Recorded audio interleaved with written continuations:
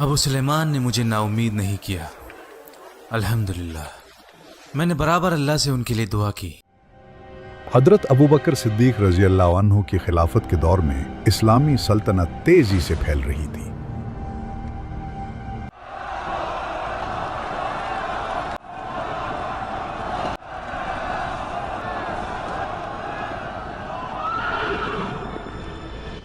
मेरी समझ में नहीं आया ये अरबी कैसे बसरा से निकलकर फिलिस्तीन पहुंच गए और वहां तैनात हमारे लश्कर पर अचानक हमला करके उसे खत्म कर दिया।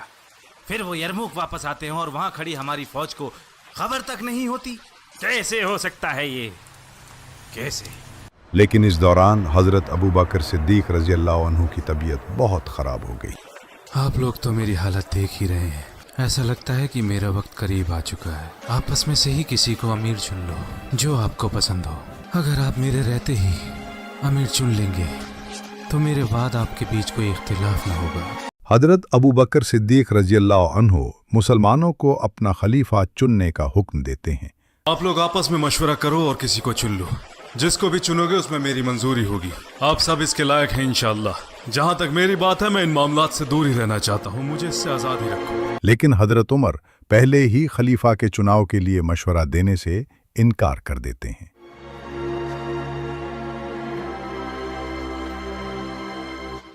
लेकिन हजरत अबू बकर सिद्दीक रजी अल्लाह अन्हु खुद हजरत उमर को चुनते हैं। अच्छा मुझे बताओ उमर इब्न अल खत्ताब के लिए आप मुझसे वो पूछ रहे हैं जो आप बेहतर जानते हैं। फिर भी बताओ मुझे। और एक एक करके सबसे मशवरा लेते हैं। मुझे उमर के बारे में इतना ही इल्म है कि जो वो बोलते हैं उससे बेहतर वो करके दिखाते हैं। जब रसूल अल्लाह सल्लल्लाहु अलैहि वसल्लम ने उनके बारे में फरमाया था कि जब उमर और शैतान आमने सामने आ जाएं, तो उमर को देखकर शैतान भी अपना रास्ता बदल लेता है। जहां बहुत से लोग हजरत उमर रजी अल्लाह अन्हु से मुत्तफिक होते हैं, वहीं कुछ लोग हजरत उमर रजी अल्लाह अन्हु की मुखालिफत भी करते हैं।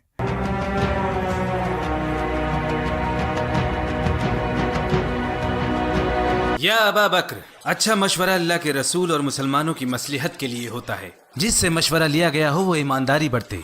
आपको मेरा मशवरा पसंद आए या ना आए, फिर भी मैं अपनी राय देने से नहीं हिचकिचाऊंगा।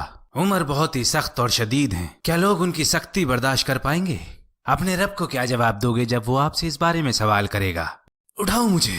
क्या तुम मुझे अल्लाह के सवालों से डरा रहे हो? अगर अल्लाह मुझसे सवाल करेगा तो मैं कहूंगा कि मैंने सबसे बेहतर इंसान को तरजीह दी है और वही होगा जैसा फरमाया था रसूल अल्लाह सल्लल्लाहु अलैहि वसल्लम ने। मुझे तुम्हारी गुर्बत का डर नहीं है। डर है कि बहुत जल्द तुमको दुनियावी माल मिल जाएगा जैसा तुमसे पहले लोगों के पास था, और ये तुम्हें तबाही की तरफ ले जाएगा जिस तरह वो लोग बर्बाद हुए थे। तुम्हें वाकई उमर जैसे इंसान की जरूरत है जो इस दुनिया की बहुत कम परवाह करता है और सख्ती से हक का साथ देने वाला है और अल्लाह के मामले में किसी मलामत से न डरने वाला।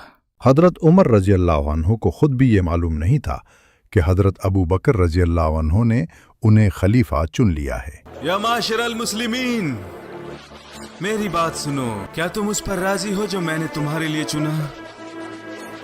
अल्लाह गवाह है, सही फैसला करने में मैंने कोई कसर नहीं छोड़ी। आपकी तो तबीयत भी ठीक नहीं है, वरना रिश्तेदारी की वजह से किसी को नामजद किया, बल्कि चुना है उमर इब्न अल खत्ताब को। अगर तुम लोग राजी हो तो उनकी बात सुनो और इताअत करो।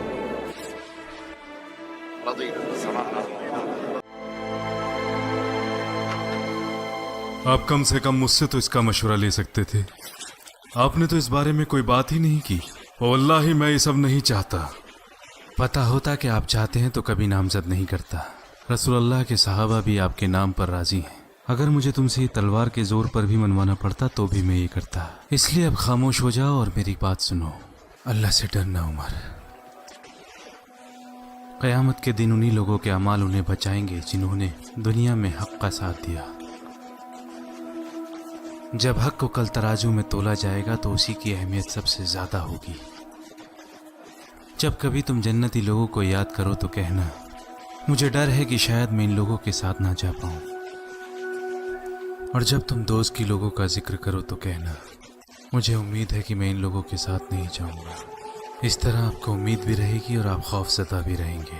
آپ کو نہ زیادہ خوشی ہوگی اور نہ اس ذات سے مایوس ہوں گے۔ مسلمانوں کا خیال رکھنا، ان کے ساتھ انصاف کرنا، چاہے وہ تمہارے خلاف ہی کیوں نہ ہو۔ مجھے امید ہے کہ ایک دن اللہ آپ کے ذریعے ہمارے لیے بڑی فتح لائے گا اور خیر دے گا۔ اگر میں فوت ہو گیا تو لوگوں سے کہنا کہ شام ہونے سے پہلے المثنہ کی فوج میں شامل ہو جائیں۔ اگر میں رات میں فوت ہوا تو صبح ہونے سے پہلے انہیں فوج میں شامل ہونے کے لیے کہیں۔ اگر اللہ ہمیں شام میں فتح دیتا ہے تو خالد کے لوگوں کو واپس عراق بھیج دینا، کیونکہ وہ انہی کے لوگ ہیں اور بہت بہادر اور بہترین جنگجو ہیں۔ حضرت ابو بکر نئے خلیفہ حضرت عمر رضی اللہ عنہ کو نصیحت کرتے ہیں۔ بسم اللہ الرحمن الرحیم۔ یہ ابو بکر ابن ابی قحافہ کا آخری حکم نامہ ہے اس دنیا سے رخصت ہونے سے پہلے، جب وہ آخرت میں داخل ہونے کے قریب ہیں۔ یہ وقت ہے جب کافر ایمان لائے گا، گناہ گار توبہ کرے گا اور جھوٹا سچ بولے گا۔ میں نے اپنے بعد عمر ابن الخطاب کو تمہارا خلیفہ چنا ہے، ان کو سنو اور اطاعت کرو۔ میں نے صحیح فیصلہ لینے میں کوئی کسر نہیں چھوڑی ہے، اللہ اس کے رسول اور مسلمانوں کی نصیحت کے لیے۔ اگر وہ انصاف کرتے ہیں جیسا کہ ہمیں ان سے امید ہے، اور اگر نہیں تو ہر کوئی ان کے اعمالوں کا بوجھ اٹھائے گا۔ میرا ارادہ خیر کا ہے اور میرے پاس غیب کا کوئی علم نہیں۔ ظلم اور غیرت کرنے والے جان جائیں گے کہ وہ کس جگہ لوٹ کر جائیں گے۔ قریب آ عمر،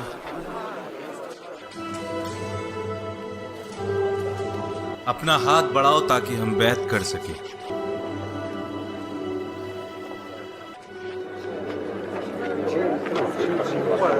اس طرح حضرت عمر فاروق رضی اللہ عنہ اسلامی سلطنت کے دوسرے خلیفہ بن جاتے ہیں۔ یا خلیفۃ الرسول اللہ، آپ کی کمی کو پورا کرنا ہمارے لیے ناممکن ہے۔ اِنَّ لِلَّهِ وَإِنَّ إِلَيْهِ راجعون۔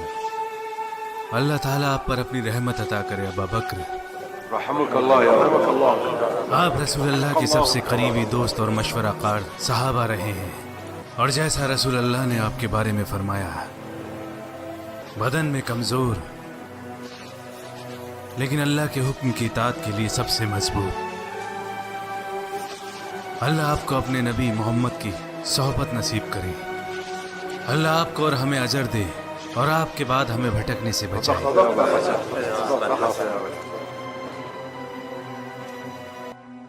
اللہ سے ملاقات کے وقت میں چاہتا ہوں کہ میرے اعمال بھی ان کے اعمالوں کی طرح ہی ہو جائیں۔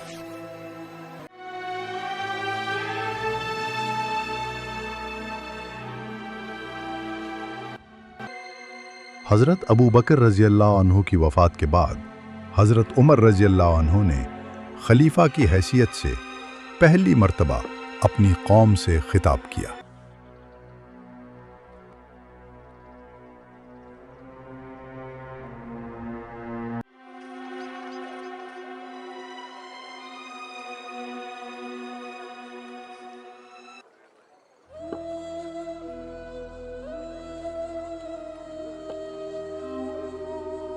كان الله ليراني أرى نفسي أهلا لمجلس أبي بكر۔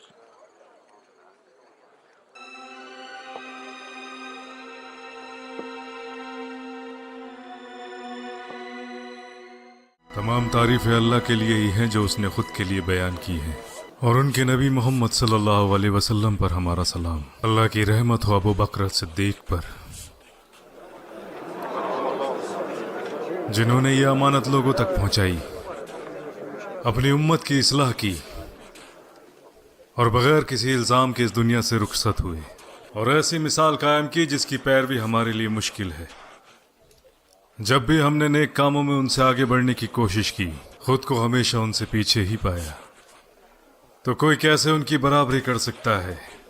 سب کچھ اللہ کا ہی ہے، جو کچھ بھی وہ دیتا ہے یا جو کچھ بھی وہ لیتا ہے۔ اے لوگو، میں آپ میں سے ہی ایک ہوں۔ میں رسول اللہ کے خلیفہ کے حکم کی نافرمانی نہیں کرنا چاہتا تھا، اور نہ ہی یہ ذمہ داری چاہتا تھا۔ اللہ آپ کے ذریعے میری آزمائش چاہتا ہے، मेरे जरिए आपकी। मेरे दो साथियों के गुजरने के बाद भी मुझे जिंदा रखा। मुझे मालूम हुआ है कि कुछ लोग मेरे रवैये से खौफजदा हैं। उन्होंने कहा कि उमर हम पर सख्ती करता था जब रसूलुल्लाह और अबू बकर हमारे बीच मौजूद थे। तो अब क्या होगा जब सारे मामलात ही मेरे हाथ में हैं? जिसने भी ये कहा बिल्कुल सच कहा।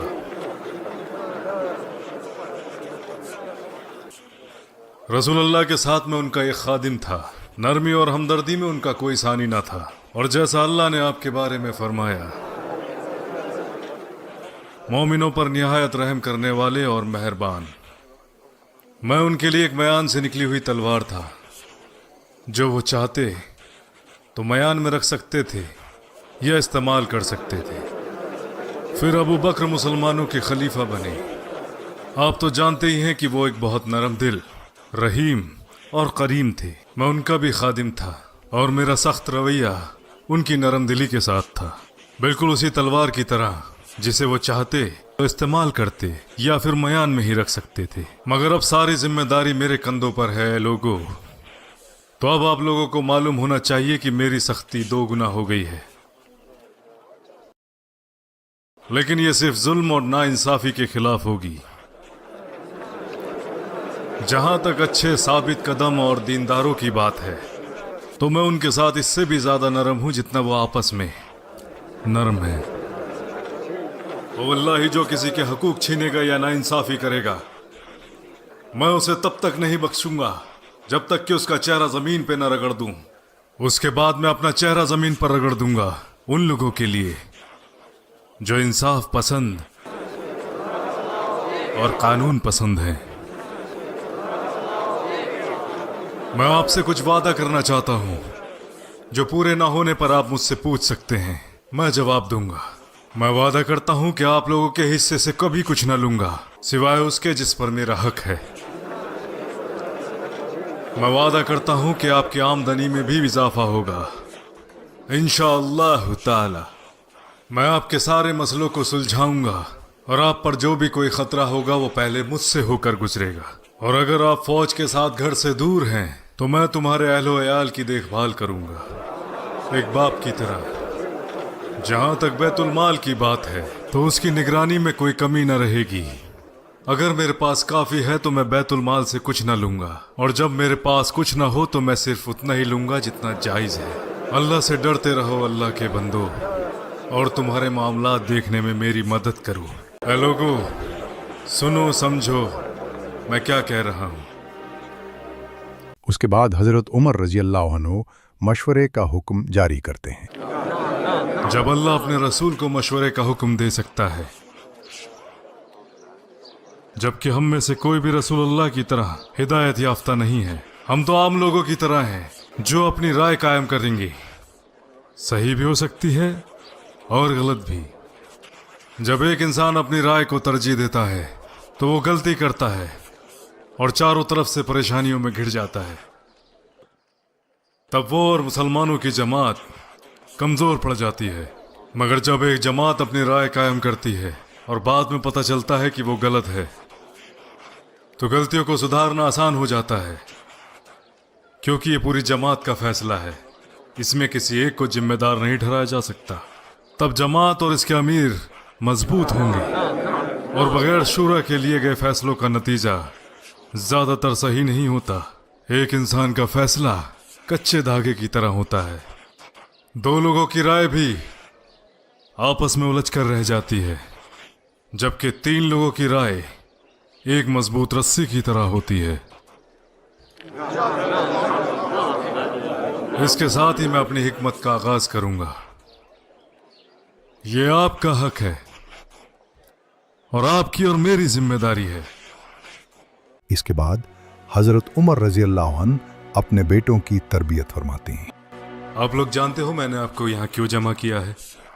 तुम में से शायद कुछ सोच रहे होंगे कि तुम्हारे अब्बा अब अमीरुल मोमिनीन हैं और तुम उनके बच्चे हो। तो तुम में से अगर कोई भी तिजारत के लिए जाता है लोग तुम्हें तरजीह देंगे। मैं आपको बताना चाहता हूं कि तुम्हारे अब्बा आपके दादा के ऊंट चराया करते थे, और आपके दादा का बर्ताव बुरा ही नहीं बल्कि ज्यादती वाला था। आपके अब्बा अपनी खालाओं के लिए लकड़ियां लेकर आते थे और उनके हवाले कर दिया करते थे, कुछ मुट्ठी भर खजूर या किशमिश के लिए। हमारा कबीला आदि कुरैशियों में से कुछ खास नहीं था, और हमारा मर्तबा कुछ कबीलों जैसे अब्द मनाफ, मखजूम, साम और जुम्मा से कमतर था। अल्लाह ने हमें इस्लाम में इज्जत दी, खुद को उसके हवाले करके। लोग तुम्हें ऐसे देखेंगे जैसे एक बाज गोश्त के टुकड़े को देखता है। जरा भी तुम भटके वो तुम्हें अपनी गिरफ्त में ले लेंगे। अगर खुद को बचा लिया तो बच जाओगे। अगर मैं किसी चीज को हराम करने का हुक्म जारी करता हूँ तो सबसे पहले तुम उससे बचोगे। वल्लाही जान लो, जिस काम से मैंने बचने का हुक्म दिया है, अगर वो काम तुमने किया तो इस रिश्ते की वजह से मैं तुम्हारी सजा दोगुनी कर दूंगा।